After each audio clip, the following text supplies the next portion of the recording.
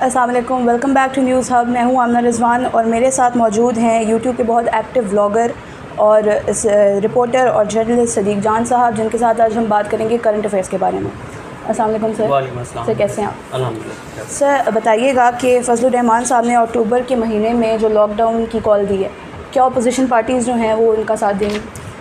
देखिए, ये इसमें देखना ये होगा कि मौलाना साहब किस नारे के साथ आते हैं, क्योंकि जब हमने देखा जब एपीसी हुई वहाँ पे एपीसी में बाद में मुस्तफ़ा नवाज़ खोखर साहब जो कि पीपल्स पार्टी के सेनेटर हैं, बिलावल भुट्टो के तर्जमान भी हैं, उन्होंने शेख वकास अकरम साहब के यूट्यूब चैनल पे उनको एक इंटरव्यू दिया जिसमें उन्होंने बरमला एतराफ़ किया कि मौलाना फजलुर रहमान उस एपीसी के अंदर जब बिलावल भी शरीक थे तो मौलाना फजलुर रहमान चाहते थे कि इमरान खान पर तौहीन मज़हब के इल्ज़ाम लगाया जाए और इस नारे के साथ वो यहाँ पर आए, क्योंकि वजह यह है कि मौलाना फजलुर रहमान साहब के जो फॉलोअर्स हैं वो सारे मजहबी फॉलोअर हैं।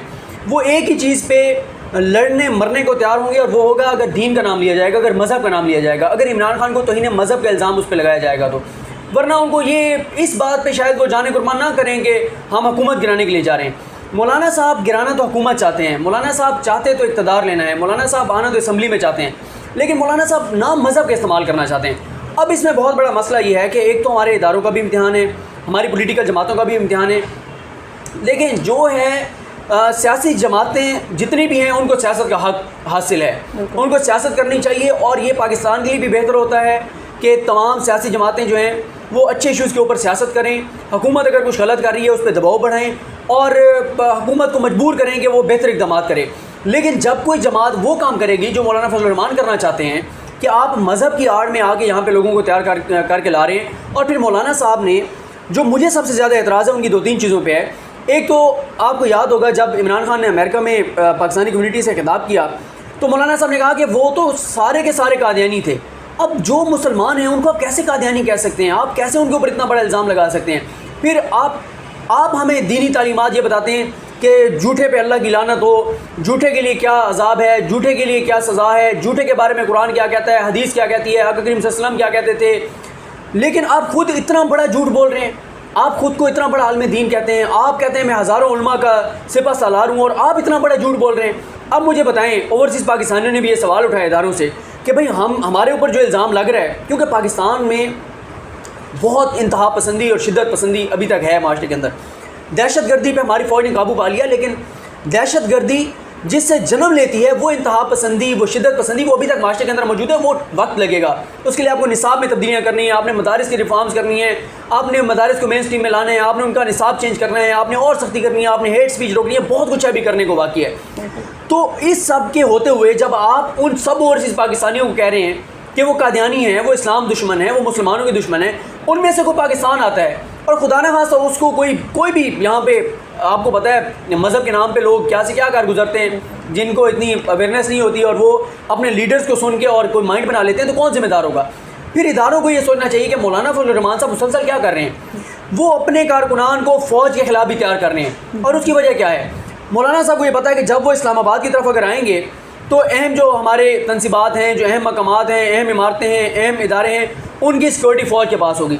अब वो अपने कारकुनान को ज़हनी तौर पर तैयार करके ला रहे हैं कि अगर फ़ौज वहाँ पर ड्यूटी पे हो तो ये उन जवानों से भी लड़ जाएँ, उन जवानों पे भी हमलावर हों। तो ये बहुत ही ख़तरनाक चीज़ है। अब आप खुद देखें, अगर वो आते हैं, वो भी हैं तो पाकिस्तानी, ठीक है, वो उनकी ब्रेन वाशिंग की गई है, जैसे तालिबान की गई, जैसे उनको दहशतगर्द बनाया गया, जैसे उनको खुद कुछ हमलावर बनाया गया।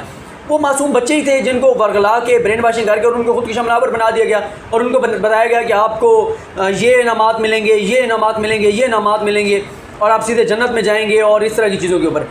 अब जब मौलाना साहब उनको इस तरह से शिद्दत पसंद बनाकर ला रहे हैं, अब वो जब आएंगे और फ़ौज उनको रोकेगी, अगर वो फ़ौजी जवानों के ऊपर हमला कर देते हैं, खुदा न खास्ता अल्लाह ना करे ये नौबत आए, तो हमारे जवानों के पास क्या ऑप्शन होगा, क्या वो अपने लोगों पर गोलियाँ चलाएँगे।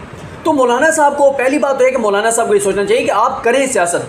ठीक है, मौलाना साहब की मजबूरी हम समझते हैं कि पाकिस्तान के जब से वो सियासत में आए हैं पहली बार ऐसे हुआ है कि ना उनके पास सरकारी घर है, ना सरकारी गाड़ी है, ना पेट्रोल है, ना डीजल है, ना खाने हैं, ना शाही हैं, ना जोराने हैं, ना उनके पास प्रोटोकॉल है, ना वो 44 लाख की लस्सियाँ हैं, कुछ भी नहीं है मौलाना साहब के पास। वो गाड़ियाँ होती थी कश्मीर कमेटी के नाम पे, उन्होंने 10-12 साल जो करोड़ों रुपए जो हैं वो खाए हैं उन्होंने। अब ऐसा कुछ नहीं है। तो मौलाना साहब की मिसाल एक मछली की सी है और उनकी ज़िंदगी का इन्हिसार जो है ना वो है वो जिस तरह मछली की ज़िंदगी का इन्हिसार पानी पे होता है ना, आप उसको पानी से निकालते तो तड़पती रहती है जब तक वो, या उसको आप दोबारा पानी में ना डाल दें या जब तक उसकी जान ना निकल जाए। मौलाना साहब वो मछली हैं जिनकी ज़िंदगी का इन्हिसार सरकारी प्रोटोकॉल, सरकारी गाड़ी, सरकारी डीजल, सरकारी प्रोटोकॉल, सरकारी घर, सरकारी लस्सियाँ, सरकारी खाने, इन चीज़ों के ऊपर है। तो मौलाना साहब को या तो हुकूमत को चाहिए कि ये भी ऐसे करें कि कोई मौलाना साहब को कहीं से एक आध अपने MNA को रिज़ाइन करवा के मौलाना साहब को ले आएँ, ताकि इस्लाम भी बच जाए, दीन भी बच जाए, मुसलमान भी बच जाए, सब कुछ बच जाए अगर मौलाना साहब असम्बली में आ जाएँ तो। देखिए मौलाना साहब का मसला ये है, मौलाना साहब हमें ये कहते हैं कि जी ये हुकूमत दीन के लिए ये कर देगी, दीन के ख़िलाफ़ वो कर देगी। मौलाना साहब आप 88 से इक़्तिदार में हैं, आप 88 से असम्बलियों के अंदर आए हैं, एक या दो बार वो असम्बली में नहीं थे कुछ मुद्दत के लिए। उस वक्त भी जो हुकूमतें थी वो उनके साथ मिली हुई थी, उनकी पार्टी थी और उनको वही प्रोटोकॉल मिलता रहता था। 88 से लेके आज तक दरमियान में KPK में उनके पास, MMA के पास हुकूमत भी रही, ये वफाक में तो हमेशा ये रहे हैं ना, इत्तेहादी रहे हैं। मुझे मौलाना साहब कोई 5 इस्लामी कवानीन बता दें कि हमने ये पिछले 30 सालों में बनवाए हैं जब से मैं इक़्तिदार में आया हूँ।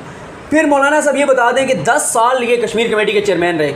मुझे मौलाना साहब कुछ भी ना बताएं, सिर्फ 10 अखबारात इंटरनेशनल बता दें कि मेरे 10 सालों में ये 10 इंटरनेशनल अखबारात थे जिन्होंने कश्मीर के इशू पे मेरी मेहनत और कोशिश के बाद ये इदारे लिखे हैं या ये कॉलम लिखे हैं। तो आज आप बात करते हैं दीन की, क्योंकि आसान है पाकिस्तान के अंदर लोगों को दीन के नाम पे मोटिवेट करके लाना, लोगों को वरगलाना, इंतहा पसंद बनाना, शिद्दत पसंद बनाना।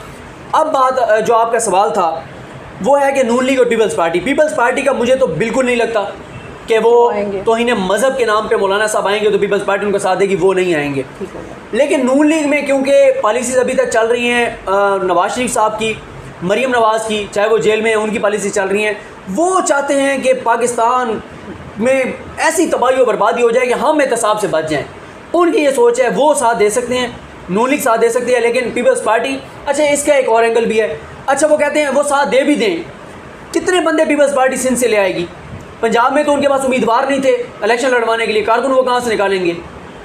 फिर नून लीग पे आ जाएँ, जब से नवाज शरीफ वहाँ पे कोट लखपत जेल में हैं, मुझे कोई एक दिन बता दें, जैसे ईद के मौके आए कि ईद के मौके पे 1000 कारकुन जेल के बाहर इकट्ठे हो गए कि हम आज ईद का दिन है, हम अपने कायद के साथ इज़हार यकजहती के लिए आए हैं। कोई एक इवेंट मुझे बता दें कि 1000 बंदा भी कोट लखपत जेल के बाहर इकट्ठा हुआ। और कौन, कोट लखपत जेल कहाँ पे है? लाहौर में। लाहौर 70% पंजाब का बजट शहबाज शरीफ साहब ने, नवाज शरीफ साहब ने पंजाब के ऊपर लगाया, बाकी पूरे पंजाब के 36,000 37,000 में बाकी 30% लगाया, और सिर्फ एक लाहौर में 70% लगाया। और वो 70% लगा के भी हालत यह कि 1000 बंदा नवाज शरीफ के लिए नहीं निकलता। फ़ायदा उनको, मौलाना फजल रहमान को भी ये बात पता है और उनके पार्टी रहनुमा एक बयान भी दे चुके हैं कि नून लीग एक कदम आगे बढ़ती है, 2 कदम पीछे हट जाती है। 14 सेनेटर्स ने जब वोट खिलाफ दिए थे इनके, उस वक्त भी ये कहते थे, मौलाना फजल रहमान की जमात कहती थी कि पीपल्स पार्टी ने हमारी पीठ में छुरा घोंपा है। पीपल्स पार्टी कहती थी नून लीग वाले बिक गए हैं। नून लीग वाले कहते थे हम तो पहले कहते थे जरदारी 2 नंबर आदमी है। ख्वाजा आसिफ ने बैठ के एक्सप्रेस न्यूज़ के प्रोग्राम में कहा, उसने कहा कि ये ड्रामेबाज है पीपल्स पार्टी, हमारी पीठ में इन्होंने छुरा घोंपा है और ये वो सारा कुछ ना। ये इनके अंदर लड़ाइयाँ चल रही हैं, एक दूसरे के साथ नहीं है, एक और बड़ा, लेकिन बाहर ये इसलिए शो कराते हैं कि हम एक हैं। उसकी वजह यह है कि ये समझते हैं कि अगर बाहर ये पता चल गया कि हमारी आपस में लड़ाई हैं, तो ये समझते हैं कि उससे इमरान खान को फ़ायदा होगा, इनको नुकसान होगा। तो मेरा नहीं ख्याल, मौलाना साहब अगर आएंगी भी सही तो मुझे सिर्फ हुकूमत को कुछ नहीं होने वाला, मुझे सिर्फ एक खदशा है और वो यही है कि पाकिस्तान के रियासती इदारों के साथ पाकिस्तान के उन लोगों का तसादुम ना हो जिन लोगों को मजहबी तौर पे ब्रेन वॉशिंग उनकी करके लाया जाएगा और उनको शिद्दत पसंद और दहशतगर्द बना के लाया जाएगा। इसके अलावा ना हुकूमत कहीं जा रही है, ना कोई इनको कोई बड़ी कामयाबी मिल रही है। और नून लीग के 30 लोगों के ऊपर नैब के केसेस हैं, पीपल्स पार्टी के 12 लोगों के ऊपर नैब के केसेस हैं, उनकी भी लीडरशिप जेल के अंदर है, इनकी भी लीडरशिप जेल के अंदर है। कुछ भी नहीं होने वाला। लेकिन मौलाना साहब अपनी एक कोशिश और काबिश करेंगे, और क्योंकि वो आराम से नहीं बैठ सकते, एक बार तो वो करेंगे। अगर हुकूमत ने और रियासती इदारों ने उनकी तसल्ली करा दी, वो जैसे एजाज शाह साहब जो वफाक की वज़ीर दाखिला हैं, उन्होंने एक पंजाबी में कहा कि कसरा काट देंगे, वो मैसेज उन्होंने दे दिया कि वो क्या सोच रहे हैं। तो अगर तो हुकूमत ने तसल्ली करा दी मौलाना साहब की, तो मौलाना साहब उसके बाद अगले 4-5 साल के लिए पुरसकून बैठ जाएंगे, वरना मौलाना साहब ये शरारतें और ये ड्रामेबाजी और ये चीज़ें करते रहेंगे।